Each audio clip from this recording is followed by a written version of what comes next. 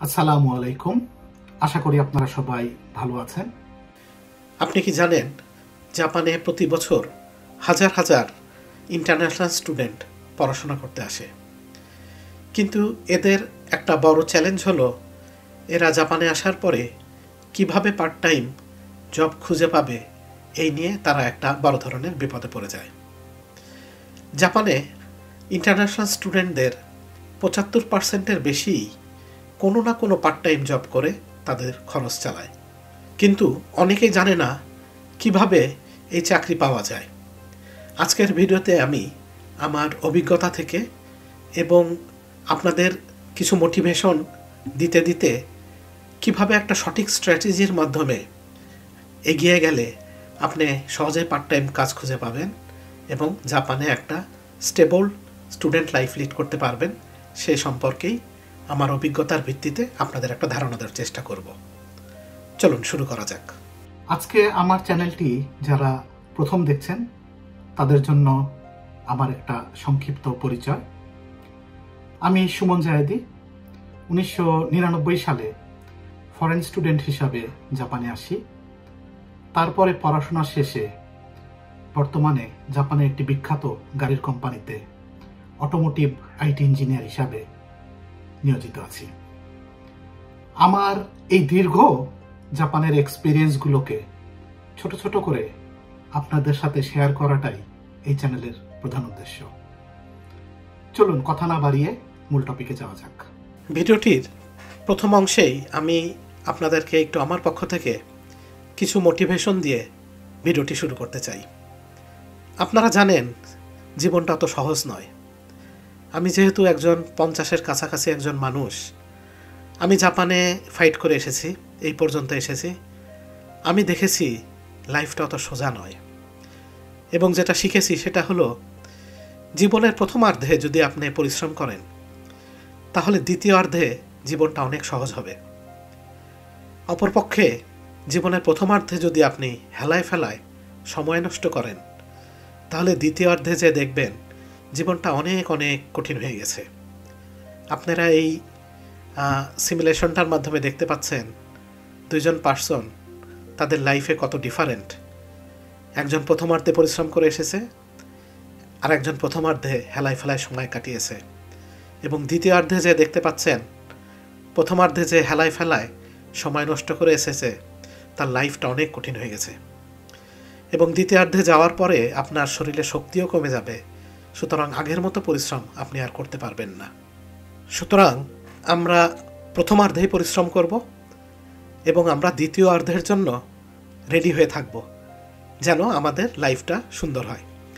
এবং এই মোটিভেশনের উপর বেস করেই আমি আপনাদের এই ভিডিওতে কিছু প্র্যাকটিক্যাল স্ট্র্যাটেজি এবং কিছু মোটিভেশন দিতে দিতে আপনাদের বুঝাবো আপনারা কিভাবে জাপানে পার্ট টাইম কাজ করবেন, কিভাবে সেভিংস করবেন, কিভাবে পরবর্তী বছরের জন্য টিউশন ফির জন্য রেডি হয়ে যাবেন, এবং সময়ের সাথে সাথে নিজেকে কিভাবে আপডেট করবেন, সেই বিষয়গুলোই এই ভিডিওতে তুলে ধরার চেষ্টা করব। চলুন আমরা প্রথমেই জেনে নেই ইনিশিয়াল স্টেপ এবং বেসিক কিছু রুল। আপনি জাপানে যখন স্টুডেন্ট ভিসায় আসবেন, আসার পরে পার্ট টাইম জব শুরু করার আগে প্রথমেই যে কাজটা আপনাকে করতে হবে সেটা হলো আপনাকে ওয়ার্ক পারমিটের অ্যাপ্লাই করতে হবে। এবং এই ওয়ার্ক পারমিটের অ্যাপ্লাইটা আপনি এই ধরনের একটা ফর্ম পূরণ করে জাপানিজ ইমিগ্রেশনে জমা দিলে আপনাকে তারা একটা বৈধভাবে কাজ করার একটা ওয়ার্ক পারমিট দিবে। এই কাজগুলো সাধারণত ল্যাঙ্গুয়েজ স্কুল থেকেই করে থাকে, কিংবা আপনি যদি একজন ইউনিভার্সিটি স্টুডেন্ট হয়ে থাকেন সেক্ষেত্রে ইউনিভার্সিটির ইন্টারন্যাশনাল স্টুডেন্ট সেন্টার আপনাকে এই কাজগুলো করতে সাহায্য করবে। এবং দ্বিতীয়ত, আপনি জাপানে যখন ওয়ার্ক পারমিটটা পেয়ে যাবেন তখন আপনি সাধারণত 28 ঘন্টা সপ্তাহে কাজ করার অনুমতি পাবেন এবং দিনে 8 ঘন্টা কাজ করতে পারবেন। দিনে 8 ঘন্টার বেশি আপনি কাজ করতে পারবেন না। এবং আপনার স্কুল যখন অনেক লম্বা কোনো ভ্যাকেশনে থাকবে, যেমন সামার ভ্যাকেশন, উইন্টার ভ্যাকেশন, ওই সময়গুলোতে আপনি সপ্তাহে 28 ঘন্টার পরিবর্তে 40 ঘন্টা কাজ করতে পারবেন। ইন্টারন্যাশনাল স্টুডেন্টরা সাধারণত এই সময় পরিশ্রম করে কিছুটা টাকা সেভ করে নেওয়ার চেষ্টা করে। এখন আমি আপনাদের পার্ট টাইম জবের ক্ষেত্রে কিছুটা স্ট্র্যাটেজি শেখানোর চেষ্টা করব। আপনারা জানেন সঠিক একটা আপনার প্ল্যানিং এবং স্ট্র্যাটেজি না থাকলে আপনি সামনে এগোতে পারবেন না। এই জন্য এই ইমেজটাতে আমরা যেটা বোঝাতে চেষ্টা করেছি সেটা হলো, আপনি ধরেন একজন ল্যাঙ্গুয়েজ স্টুডেন্ট হিসেবে আসলেন, first year, second year, third year, fourth year, এইভাবে আপনি সামনের দিনগুলোতে আস্তে আস্তে এগিয়ে যাবেন। এবং আপনি দেখতে পাচ্ছেন আপনি যখন ফার্স্ট ইয়ারে একেবারে আসা মাত্রই আপনার কিন্তু জাপানিজ ল্যাঙ্গুয়েজ স্কিল অনেক খারাপ থাকবে। এবং জাপানিজ ল্যাঙ্গুয়েজ স্কিল হচ্ছে মাস্ট, কারণ যেহেতু এরা ইংলিশ কিংবা অন্য ল্যাঙ্গুয়েজ বলতে পারে না, সুতরাং আপনি জাপানে টিকে থাকতে চাইলে এবং এগিয়ে যেতে চাইলে আপনার জন্য জাপানিজ ল্যাঙ্গুয়েজ হচ্ছে মাস্ট। এই ক্ষেত্রে হতাশার কিছু নাই। আপনি এখানে দেখতে পাচ্ছেন অরেঞ্জ কালারে আমি পরিষ্কার বুঝিয়েছি। আপনি যদি কনসিস্টেন্টলি ল্যাঙ্গুয়েজ শিখতে থাকেন, আস্তে আস্তে আপনার জাপানিজ লেভেল আগাতে থাকবে। যেরকম ফার্স্ট ইয়ারে আপনি দেখেন আপনার জাপানিজ লেভেল অনেক নিচে না, তারপরে আপনি জাপানিজ পড়তেছেন, এফোর্ট দিচ্ছেন, সেকেন্ড ইয়ার, থার্ড ইয়ারে যে দেখেন আপনার অরেঞ্জ কালারের এই ইমেজটা দেখাচ্ছে যে আপনার জাপানিজ লেভেল অনেক উন্নত হয়ে গেছে। এবং আপনি জাপানিজ লেভেল যখন আস্তে আস্তে উন্নত হতে থাকবে, আপনি তার উপর বেস করে আপনার পার্ট টাইম কাজের স্ট্র্যাটেজিও চেঞ্জ করতে থাকবেন। যেরকম প্রথম ইয়ারটা হবে আমাদের সার্ভাইভাল ইয়ার, এখানে আমরা যে কোনো ধরনের জব পেলেই শুরু করে দেবো। যে সেকেন্ড ইয়ারে যে যখন আপনি দেখবেন যে আপনার কিছুটা জাপানিজ শিখে গেছেন, এদের ওয়ার্ক কালচারে অভ্যস্ত হয়ে গেছেন, তখন আপনি কিছুটা হাই পেইড এবং আপনার জন্য যে জবটা কমফোর্টেবল হবে তখন আপনি সেটা খোঁজার চেষ্টা করবেন। এবং থার্ড ইয়ারে যে দেখবেন আপনার জাপানিজ ল্যাঙ্গুয়েজ এবং এদের কালচারের সাথে আপনি অনেকটাই মিশে গেছেন, তখন আপনি আপনার ইচ্ছা মতো জব খুঁজে বের করবেন যেটা আপনাকে একটা ভালো পেমেন্ট দেবে। এখন আমি আপনাদের শেখাবো আপনারা কিভাবে স্টেপ বাই স্টেপ আপনার জাপানিজ ল্যাঙ্গুয়েজ লেভেলের উপর ডিপেন্ড করে এক ধাপ করে এগিয়ে যাবেন। এখানে আমি দেখেছি আপনি ফার্স্ট ইয়ারে আপনার জাপানিজ লেভেল ভালো থাকবে না, এ নিয়ে হতাশার কিছু নাই। আপনার মেইন টার্গেট হবে আপনি এইখানে আপনার জাপানিজ ল্যাঙ্গুয়েজটা খুব ভালো করে শিখবেন। এরপরে আপনি যে কোনো ধরনের একটা জবে হলেই আপনি ঢুকে যাবেন, কারণ এই টাইমটা হবে আপনার জন্য সার্ভাইভাল ইয়ার। এবং আপনি এখান থেকে কিছুটা করে টাকা সেভিংস করা শুরু করবেন, কারণ আপনি তো ফার্স্ট ইয়ারের টিউশন ফি দিয়ে এসেছেন, আপনার কিন্তু সেকেন্ড ইয়ারের টিউশন ফির জন্য এই ফার্স্ট ইয়ার থেকেই প্রিপারেশন শুরু করতে হবে। দ্যাট মিনস আপনাকে সেভিংস শুরু করতে হবে। তারপরে আপনি যখন সেকেন্ড ইয়ারে যাচ্ছেন তখন আপনি মিড লেভেলে চলে আসতেছেন, আমার ভাষায় আপনি এখন মিড লেভেলে আছেন। এখানে এসেও আপনি একইভাবে জাপানিজ ল্যাঙ্গুয়েজের উপর প্রচণ্ড জোর দেবেন। এবং তারপরে আপনি কি করবেন, আপনি যেহেতু এই অবস্থাতে জাপানিজ ল্যাঙ্গুয়েজ অনেকটাই শিখে গেছেন, কালচারও বুঝে গেছেন, আপনি একটু হাই পেইড জবের জন্য সার্চ করা শুরু করবেন। এবং 3 নম্বর স্টেপ হিসাবে আপনি আপনার টিউশন ফির জন্য টাকা সেভিংস করা শুরু করবেন। আপনি যদি second year Japanese language course শেষ করার পরে কোনো ইউনিভার্সিটিতে যেতে চান, তাহলে তো আপনাকে আবার টিউশন ফি দিতে হবে, যার জন্য এই স্টেপ 3-তে আমি বারবার করেই আপনাদেরকে টাকা সেভের ব্যাপারটার উপরে গুরুত্ব দিচ্ছি। এবং তারপরে থার্ড ইয়ারে যে আপনি দেখেন আপনাকে আমি প্রো লেভেল হিসেবে ধরতেছি, দ্যাট মিনস আপনি অলরেডি ল্যাঙ্গুয়েজ জানেন, কালচার জানেন, এদের কিভাবে কাজ করতে হয় সব জানেন। এই সময় এসেও কিন্তু আমি আপনাদের বলতেছি আপনি জাপানিজ ল্যাঙ্গুয়েজ শেখা বাদ দিবেন না, এবং আপনি একইভাবে মিড লেভেল এবং একইভাবে আপনি হাই পেইড জব খোঁজা শুরু করবেন এবং মানি সেভ করা শুরু করবেন। সম্ভব হলে কিছুটা টাকা যদি আপনার সম্ভব হয় দেশেও পাঠানোর চেষ্টা করবেন। এখন আমি আপনাদেরকে যে 3টা লেভেল দেখিয়ে আসলাম, এন্ট্রি লেভেল, মিড লেভেল এবং প্রো লেভেল, এই লেভেলগুলোতে আপনি কি ধরনের কাজ করবেন সেটা একটু শেখানোর চেষ্টা করব। ফার্স্ট ইয়ারে যখন আপনি এন্ট্রি লেভেলে আছেন তখন আপনি যে কোনো ধরনের জব যেটাই পাবেন সেটাই করবেন, কোনো বাছাবাছির দরকার নাই।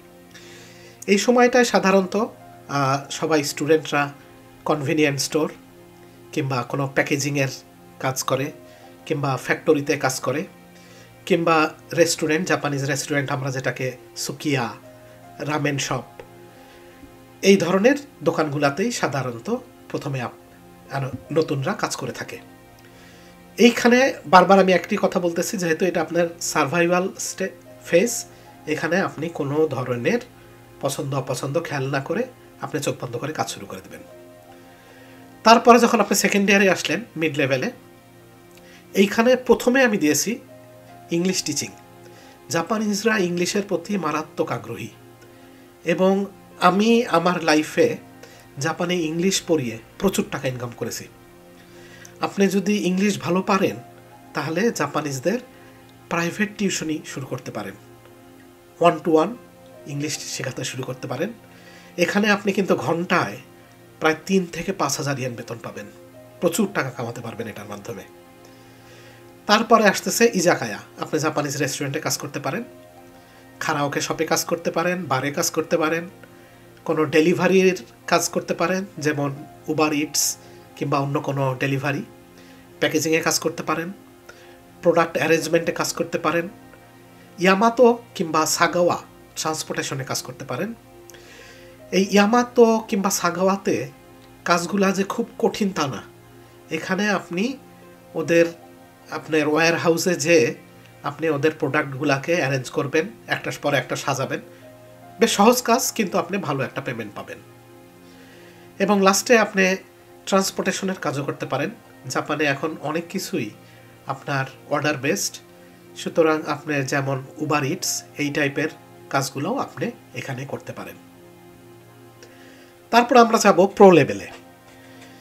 প্রো লেভেলে এসে আমরা দেখতে পাচ্ছি, আমি প্রথমে দিয়েছি ইলেকট্রনিক শপ কিংবা কুমন। এটা কুমনটা হচ্ছে বাচ্চাদের একটা কোচিং। আমি কিন্তু আমার লাইফে কুমনে জব করে আসছি এবং ভালো একটা পেমেন্ট পেয়েছি প্রতি ঘন্টায়। তারপরে সুপার মার্কেটে কাজ করতে পারবেন, ড্রাগ স্টোরে কাজ করতে পারবেন, কস্টকোতে কাজ করতে পারবেন, ইংলিশ শেখাতে পারবেন আগের মতো, মিড লেভেলের মতোই। আপনি ট্রান্সলেশনও কাজ করতে পারেন, আপনি কোনো হাকেনকাইয়ের সাথে আপনি রেজিস্ট্রি হয়ে থাকতে পারেন, এবং ওইখানে যখন আপনার কোনো ছুটা কাজ থাকবে ওরা তখন আপনাকে ডেকে নিবে। এই হাকেনকাইয়ের সাথে কিন্তু আপনি অনেক ভালো একটা পয়সা ইনকাম করতে পারবেন। তারপর অনেক জাপানিজ বাংলা শিখতে চায়, আপনি তাদের বাংলা শেখাতে পারবেন।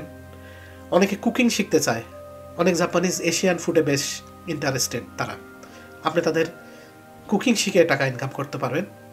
এবং আপনার যদি কোনো টেকনিক্যাল স্কিল থাকে, যেমন আপনি ধরেন আপনি ক্যাডে ডিজাইন করতে পারেন, কিংবা ফটোশপে কাজ করতে পারেন, কিংবা ওয়েবসাইট ডিজাইন করতে পারেন, এই ধরনের যদি আপনার কোনো টেকনিক্যাল স্কিল থাকে তাহলে কিন্তু আপনি ঘন্টায় অনায়াসে 3,000 থেকে 4,000 ইয়েনের জব করতে পারবেন। এবং লাস্টে আমি লিখেছি work in a temporary event.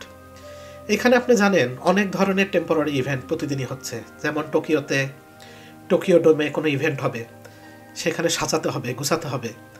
এই কাজগুলোর বেতন কিন্তু অনেক হাই, ঘন্টায় প্রায় 2,500 কিংবা 3,000 ইয়েনও হয়ে থাকে। এবং এই ক্ষেত্রে কিন্তু আপনাকে পেমেন্টটা হাতে হাতে দিবে, যার ফলে আপনার ওই 28 ঘন্টার বাইরেও আপনি লুকায় কিছুটা ইনকাম করতে পারবেন।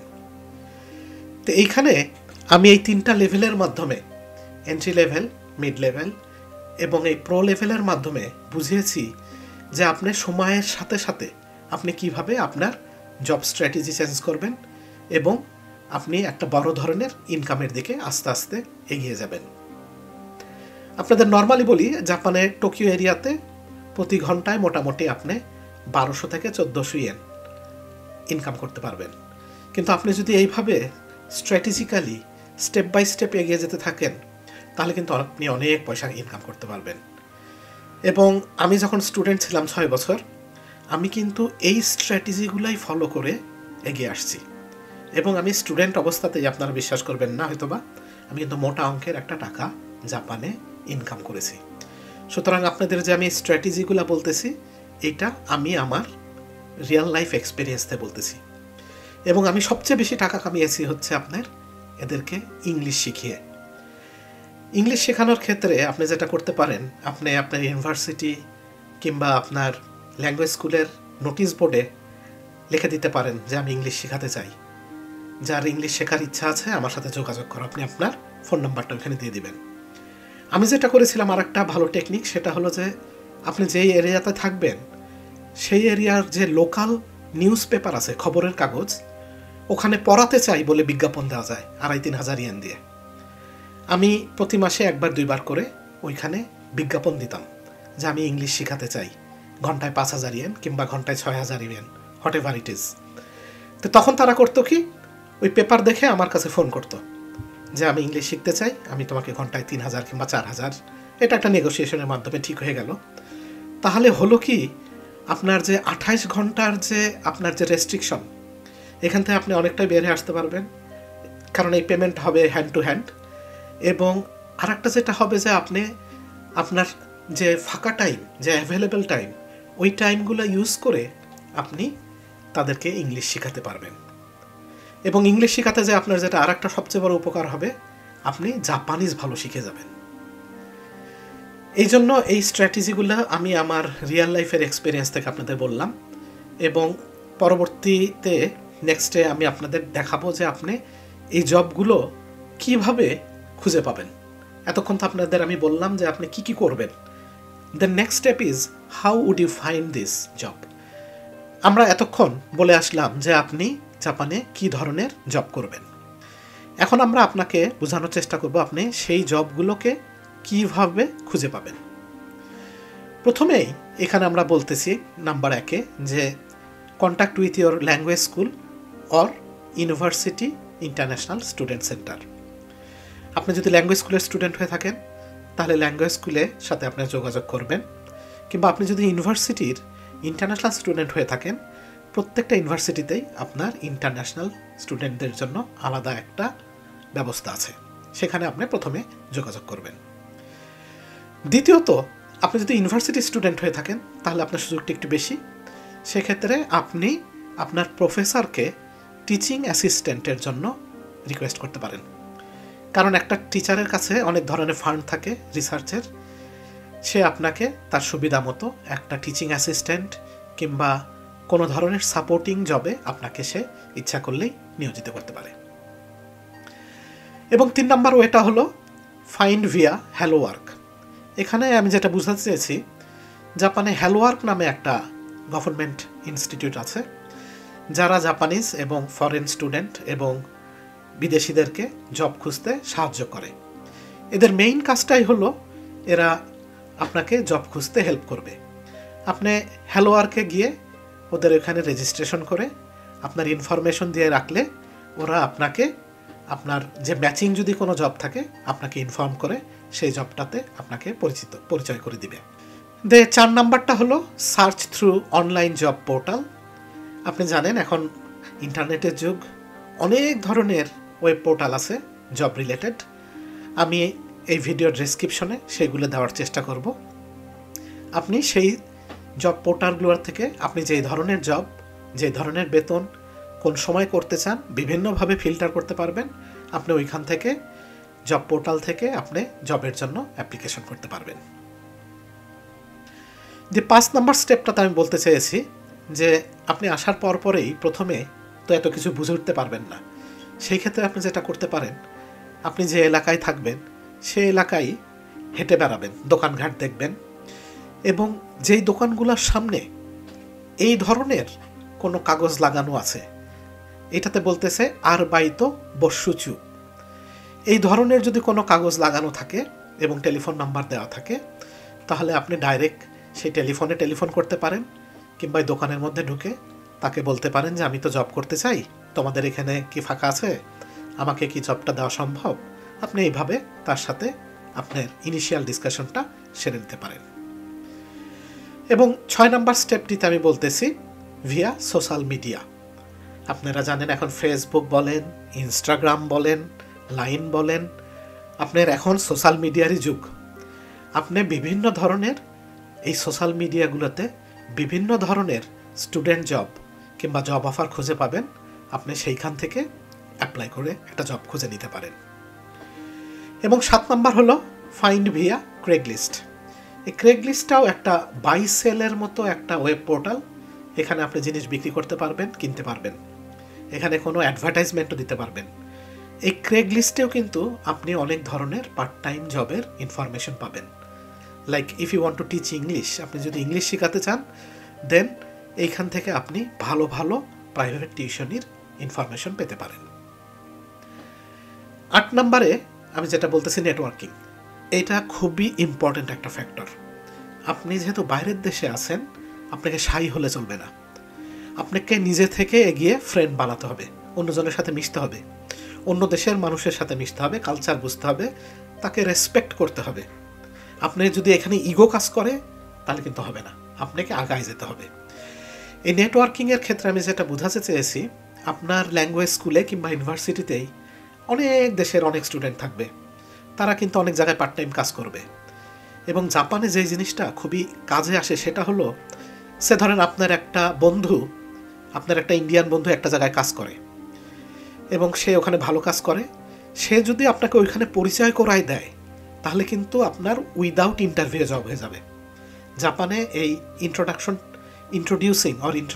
এটা খুবই কাজ করে।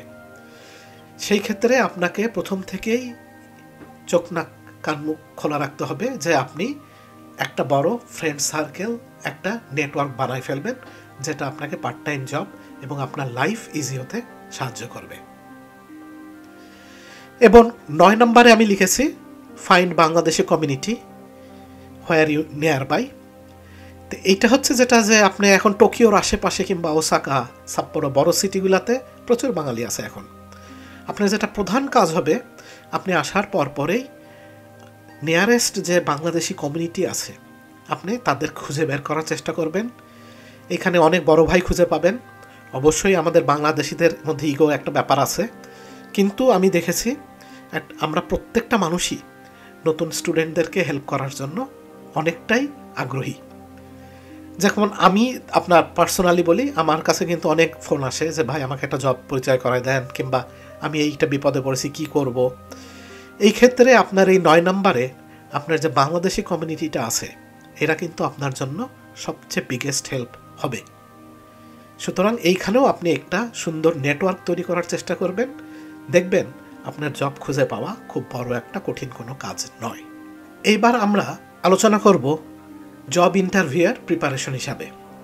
ধরলাম আপনি যে কোনোভাবেই একটা জবের ইন্টারভিউ অ্যারেঞ্জ করেছেন, সেই ক্ষেত্রে আপনাকে কিভাবে রেডি হতে হবে এবং কিভাবে যেতে হবে। আপনি প্রথমেই জব অ্যাপ্লিকেশনের একটা ফর্ম ইন্টারনেটে ডাউনলোড করে নেবেন। তারপরে আপনি একটা সিভি, আপনার একটা বায়োডাটা তৈরি করবেন, আমরা যেটাকে জাপানিজে রিরেকশো বলে থাকি, সাধারণত এই ধরনের হয়ে থাকে। এই দুটা করার পরে আপনি এই রিরেকশোর উপরে একটা আপনার পাসপোর্ট সাইজের ছবি পেস্ট করবেন এবং যে ইনফরমেশনগুলো ওখানে লিখতে বলেছে সেগুলো লিখবেন। তারপরে আপনি এই সিভিটা নিয়ে ইন্টারভিউ যাবেন। এবং ইন্টারভিউ যাওয়ার সময় আপনার একটা জিনিস মাথায় রাখতে হবে, আপনার সাথে যেন অবশ্যই আপনার রেসিডেন্স কার্ডটা সাথে থাকে। কারণ আপনার ইন্টারভিউ যাওয়ার পরে আপনাকে প্রথমেই তারা হয়তোবা আপনার রেসিডেন্স কার্ডটা দেখতে চাবে, কারণ এই রেসিডেন্স কার্ডের মাধ্যমে তারা বুঝতে পারবে আপনি বৈধ না অবৈধ এবং আপনার কাজ করার অনুমতি আছে কিনা। এই রেসিডেন্স কার্ডটাকে আমরা সাধারণত জাপানে জাইরিও কার্ড বলে থাকি। এইটুক প্রিপারেশন নিলেই আপনি মোটামুটি ইন্টারভিউয়ে যেতে পারবেন। পরিশেষে আমার পক্ষ থেকে আপনাদের কিছুটা রিকমেন্ডেশন দেওয়ার চেষ্টা করি। 1 নম্বর রিকমেন্ডেশন হিসাবে আমি প্রথমেই বলবো এবং বারবারই বলে এসেছি, জাপানে টিকতে হলে, ভালো জব পেতে হলে, ভবিষ্যৎ সুন্দর করতে হলে আপনাকে জাপানিজ ল্যাঙ্গুয়েজ শিখতে হবে অ্যাজ হাইয়েস্ট প্রায়োরিটি। কারণ এটাই হবে আপনার ব্যাকবোন। আপনি কতটা ইংলিশ জানেন, কতটা চাইনিজ জানেন, কতটা কোরিয়ান ল্যাঙ্গুয়েজ জানেন, it doesn't work here. You have to be very good at Japanese language. এবং সেকেন্ড রিকমেন্ডেশন হিসাবে আমি যেটা আগেও বলে এসেছি, আপনার প্রথম ইয়ারে আপনার কোনো জবের এইটা পছন্দ না ওইটা পছন্দ না এগুলো দেখার দরকার নাই। এইটা হবে আপনার সার্ভাইভাল পিরিয়ড। এই সময় আপনি যে জব পাবেন সেটাতেই শুরু করে দেবেন এবং ব্যাকগ্রাউন্ডে আপনার একটাই উদ্দেশ্য থাকবে, আপনি জাপানিজ ল্যাঙ্গুয়েজ ভালোভাবে শিখবেন। এবং আমার 3 নম্বর রিকমেন্ডেশন হবে, আপনি 2য় এবং 3য় বছর থেকে আপনার একটা হাই পেইড জব খোঁজা শুরু করবেন, যেটা আমি আগেও বলে আসতে, ইংলিশ শেখাতে পারেন, ইলেকট্রনিক্স শপে কাজ করতে পারেন, কস্টকোতে কাজ করতে পারেন, ডেলিভারি কাজ করতে পারেন। এবং আপনি যদি এই ক্ষেত্রে ইংলিশ শেখাতে পারেন, you can really earn a lot. আপনি অনেক ইনকাম করতে পারবেন। এইভাবে আপনি আগাবেন। এবং পরিশেষে আমি বলবো, আপনি জাপানে আসার সময়, আসার 2 সপ্তাহ পরে আপনি কাজ খুঁজতে পাবেন এরকম আশা করেন না। 2 সপ্তাহ পরে পেতে পারেন, 1 মাসও লাগতে পারে। সেই ক্ষেত্রে আপনি অ্যাটলিস্ট জাপানে আসার পরে 3-4 মাস চলার মতো করে আপনি একটা সেভিংস নিয়ে আসবেন। এতে হবে কি, আপনি আসার পর দিন থেকেই আপনার লাইফটা জটিল হবে না। আপনাকে কালকেই কাজ শুরু করতে হবে, পরশুদিন কাজ শুরু করতে হবে, নাহলে আপনি খেতে পারবেন না, আপনি এই সমস্যাগুলোতে পড়বেন না। আপনি যদি 1-1.5-2 মাস পরে কাজ শুরু করেন, সেটা হবে আপনার জন্য সবচেয়ে সুন্দর একটা অবস্থা। ভিডিওটা অনেক বড় হয়ে গেল। আমি অনেক ডিটেলভাবে আমার এই 26 বছরের অভিজ্ঞতা আপনাদের তুলে ধরার চেষ্টা করেছি। এবং আপনি জানেন আমি অনেক দিন হলো দেশের বাইরে, সুতরাং আমার বাংলা বলার সময় মাঝে মাঝে আটকায় যায়। এটা করার কিছু নাই, অনেক দিন যেহেতু বাইরে, ক্ষমা সুন্দর দৃষ্টিতে দেখবেন। এবং আপনি যদি টোকিওর আশেপাশে আসেন, আমি আপনার জন্য একটা বড় হেল্প হতে পারি। আমার একটা বড় কমিউনিটি আছে এখানে, সুতরাং যোগাযোগ রাখবেন। যে কোনো কিছু জানার ইচ্ছা হলে আপনি কমেন্টে যোগাযোগ করতে পারেন, এবং কমেন্টে যদি না হয় আপনি আমার সাথে ডাইরেক্ট ফোনেও আলাপ করতে পারেন। আমি আপনাদের বড় ভাই হিসাবে এইটুকু হেল্প করব। আমি যেটা পার্সোনালি এখন ফিল করি, আলহামদুলিল্লাহ জাপান আমাকে অনেক কিছু দিয়েছে। আমি হার্ড পরিশ্রম করেছি, জাপান আমাকে অনেক কিছু দিয়েছে। এখন আমার সময় এটা ফিরিয়ে দেওয়ার। আমার এতটুকু হেল্পে যদি আপনার একটুও হেল্প হয়, then that will be the best situation for me, and I really want to do so. এই জন্যে এই বুড়া বয়সে এসে আমি আমার এই ইউটিউব চ্যানেল খুলেছি। আমি আপনাদেরকে একটু একটু করে হলেও জাপান সম্পর্কে, কিভাবে আপনারা জাপানে আসলে কি স্ট্র্যাটেজির মাধ্যমে চললে, কি প্ল্যানিংয়ের মাধ্যমে চললে আপনারা এগিয়ে যেতে পারবেন, সেইগুলোই এই ভিডিওতে এবং এই চ্যানেলে তুলে ধরার চেষ্টা করব। যদি এই ভিডিওটি ভালো লেগে থাকে তাহলে একটি লাইক করুন, সম্ভব হলে সাবস্ক্রাইব করুন এবং কমেন্ট করার চেষ্টা করুন। আমি আপনাদের প্রত্যেকটা কমেন্ট পড়ে দেখার চেষ্টা করব এবং যথাসম্ভব উত্তর দেওয়ার চেষ্টা করব। পরবর্তী ভিডিওতে দেখা হবে ইনশাল্লাহ। ততদিন ভালো থাকবেন। আপনাদের জন্য দোয়া রইল। Have a nice day.